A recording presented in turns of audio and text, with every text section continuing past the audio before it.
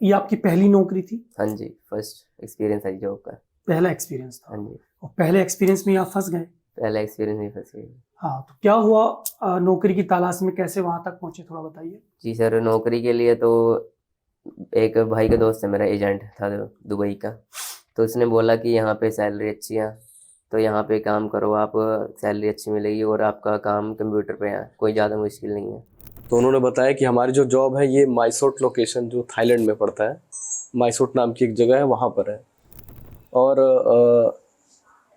पहले हम आपका ऑडियो इंटरव्यू लेंगे, अगर आपका इंटरव्यू सक्सेसफुल होता है तो हम आपको फिजिकल इंटरव्यू के लिए वहाँ पर बुलाएंगे। तो उसने बोला कि अपने इंटरव्यू की वीडियो बना के भेजो, तो मैंने कई दिनों में इंटरव्यू की वीडियो बना के भेज दी। इंटरव्यू की? हाँ जी। उसमें क्या था वीडियो में? उसमें बस नेम वगैरह बोल दिया था, तो इंग्लिश में बताना था क्या कर रहा हूँ, एक्सपीरियंस वगैरह कुछ है जॉब वगैरह का, तो ये सब बता दिया मैंने। तो उसके बाद उसमें उन्होंने बोला कि सही है आपका इंटरव्यू, बढ़िया है, इंग्लिश आपकी अच्छी है, तो आप सिलेक्टेड हो। एक हिसाब से ऐसे बोल दिया, आप सिलेक्टेड हो। फिर मैनेजर बोलता है ठीक है आप लोग अपना पासपोर्ट रेडी करिए, मैं आप लोगों को टिकट सेंड करता हूँ। तो हम लोगों को फिर टिकट मिल जाता है। तो हम लोग की फ़्लाइट थी यहाँ से 27 मार्च को। तो उन्होंने 2 दिनों बाद ही मेरी तुरंत ही टिकट करा दी। तो उन्होंने 12 मई को लगभग दोपहर में मेरा इंटरव्यू कंडक्ट किया था, ऑडियो इंटरव्यू। और 15 मिनट का इंटरव्यू था, टोटल इंग्लिश में ही इंटरव्यू था। और इंटरव्यू लेने के बाद शाम को 4 बजे वहाँ के HR जिसने फर्स्ट टाइम मुझे व्हाट्सअप किया था कि आपका जो ऑडियो इंटरव्यू हो सक्सेसफुल है, तो आपको माइसोट में आना पड़ेगा 2 दिन बाद, 14 मई को फिजिकल इंटरव्यू के लिए। वहाँ पर हम आपका फाइनल कर देंगे। मैं जैसे ही म्यांमार लैंड करता हूँ, वहाँ पे एक लड़की आती है, मेरा फ़ोटो दिखाती है, बोलती है इट्स यू। मैंने कहा यस दिस इज़ मी। फिर उसके बाद कहती है कि गिव मी योर पासपोर्ट। मैं अपना पासपोर्ट देता हूँ। फिर वहाँ पे एक इमिग्रेशन होता है वाइट ड्रेस में, इमिग्रेशन ऑफिसर आता है मेरा पासपोर्ट लेकर के। डिप्लोमेटिक एंट्री का गेट डिफरेंट होता है, वहाँ पे ले जाके डिप्लोमेटिक एंट्री में मेरा स्टैंप वगैरह होती है। जो नॉर्मल बंदे होते हैं वहाँ पे गए होते हैं, तो एक नॉर्मल सी लाइन होती है, उसमें मैं देख रहा हूँ इतने सारे बंदे मतलब लाइन में लगे हुए हैं, और मेरी एकदम प्रोफेशनल VIP तरीके से एंट्री करवा के तुरंत फिर उसके बाद गाड़ी में बिठाया। तो पहले दिन तो होटल में ही रखा, होटल में रखते हैं। उसके बाद सुबह मैसेज आता है कि आपको गाड़ी पिकअप करने आएगी जो आपको एयरपोर्ट ले जाएगी, क्योंकि हमारी फ़्लाइट थाईलैंड से मलेशिया की थी। अभी तक सब खर्चा कंपनी उठा रही थी? सब कंपनी उठा रही थी। वो थाईलैंड से कब म्यांमार ले चलेगी हमें पता नहीं चला। गाड़ी में? हाँ, आप 2 ही लोग थे गाड़ी में? 2 ही लोग थे। मैंने पूछा इंटरव्यू लोकेशन कहाँ है, तो उन्होंने एक लोकेशन मुझे सेंड की माइसोट की। वो एक होटल का लोकेशन था, फॉर्च्यून डी नाम का होटल था, वहाँ की लोकेशन थी।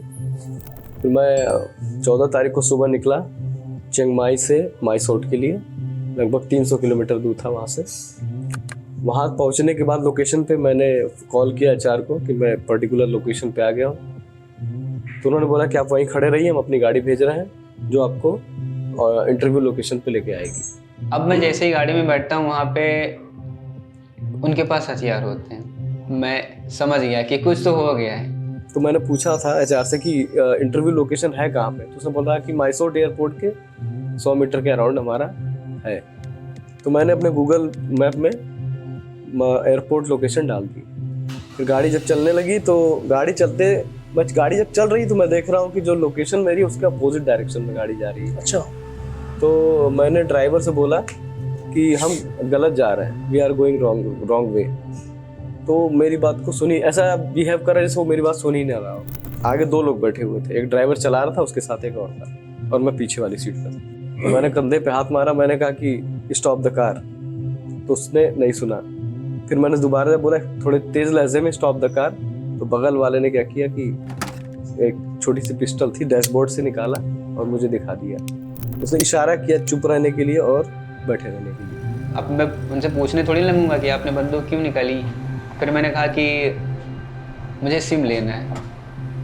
एयरपोर्ट पे उन्होंने सिम लेने नहीं दिया मेरे पास।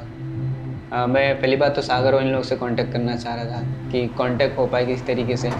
तो मैंने वाईफाई हॉटस्पॉट मांगा कि हॉटस्पॉट दे दो। उन्होंने कहा shut your mouth and sit. तो मैं समझ गया कि मैं बहुत बड़ी मुसीबत में फंस चुका हूँ। ड्राइवर के अलावा हम लोग 2 गार्ड और एक आगे बैठा था चाइनीज़, एक या दो, कुल मिला के 5 या 6 लोग थे, क्योंकि बीच बीच में वो लोग चेंज भी हो रहे थे। लगभग 35-40 मिनट गाड़ी चलती है, उसके बाद एक नदी आती है। नदी की चौड़ाई लगभग 30-40 मीटर की रहती है।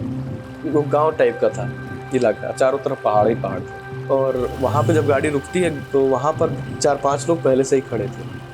जैसे मैं उतरता हूँ वो मुझे उनको हैंड ओवर कर देते हैं। फिर वो लोग मुझे कहते हैं कि आप नाव नदी की तरफ चलो। नदी की तरफ एक कोने पे एक नाव खड़ी थी, कहते हैं इसमें बैठ जाइए। मैं थोड़ा आनाकानी करता हूँ कि मैं नहीं जाऊँगा, मुझे नहीं जाना, मुझे छोड़ दो। उन्होंने बोला कि कोई ऑप्शन नहीं है, आगे बढ़ो, ये तो हम तुम्हें मारेंगे। फिर मैं नदी नाव पे बैठता हूँ, नाव पे उस तरफ जाता हूँ। जैसे ही ऊपर चढ़ता हूँ देखता हूँ कि वहाँ पे आर्मी का जैसे कोई कैंप हो। 18, 19, 20 साल के लड़के आर्मी की ड्रेस पहने हुए हैं और सबके हाथों में AK-47 बंदूकें। मुझे अभी भी नहीं समझ में आ रहा है कि हो क्या रहा है, लेकिन मैंने मोबाइल फ़ोन में ये देख लिया था क्योंकि गूगल लोकेशन ऑन थी कि मुझे पता था कि नदी पार करते ही मैं म्यांमार में चला जाऊँगा। तो उसके बाद जब वहाँ म्यांमार बॉर्डर पहुँच जाते हैं तो वहाँ की म्यांमार की आर्मी आती है बंदूक गनों लेके। हम लोग वहाँ पे कुछ बोल नहीं पाते हैं। हमारा लगेज ले लेती है, मोबाइल ले लेती है और पासपोर्ट ले लेती है। और उन सारे जितने सब टैटू होती है उन लोगों को टैटू बनवा देते हैं। तो किसी के चेस्ट पे वहाँ के जो जनरल उनकी टैटू थी और म्यांमार का बैच लगा हुआ था। तो फिर वो इंग्लिश बोल नहीं पा रहे थे, तो हम लोग को लेके चले गए अंदर। तो फिर जब अंदर पहुँचे तो हमको चाइनीज़ लेने आता है, रिसीव करने आता है गेट पे। फिर हमको ले जाता है, वो खाना खिलाता है, बोलता आप रेस्ट करो, हम आपको 2 घंटे बाद लेने आते हैं। फिर शाम को कंपनी में इंटरव्यू कराने के लिए लेके जाता है। वहाँ पे इंटरव्यू का सीन कुछ ज़्यादा ही अच्छा होता है। मेरे से पूछता है कि वही नॉर्मल क्वेश्चन पूछता है कि आप कहाँ रहते हो। मैंने बताया इंडिया से हूँ। और फिर पूछता है कि काम के बारे में जानते हो, क्या करना है। मैंने कहा नहीं। तो पूछता है, बोलता है ये स्कैमिंग करनी है, ये आपका टारगेट रहेगा और ये चीज़ें करनी होंगी।